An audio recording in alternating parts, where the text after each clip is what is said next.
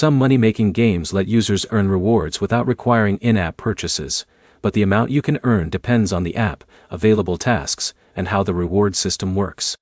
By the end, you'll know how to identify games that do not pressure you to spend money, what features to check before playing, and how to avoid games that make earning depend on purchases.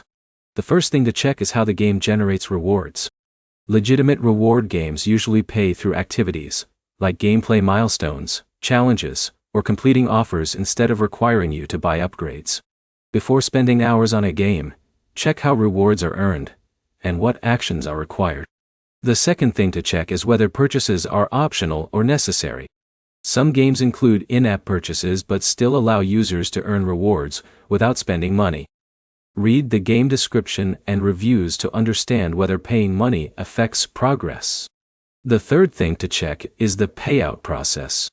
A game may advertise rewards, but you need to know how withdrawals work before investing your time. Check the available payment methods, minimum withdrawal rules, and account requirements before playing. Another factor is the time required to earn rewards. Games that promise large payouts may require significant time, while simpler reward systems may offer smaller returns. Choose games that match the amount of time you are willing to spend. You should also pay attention to storage and device requirements.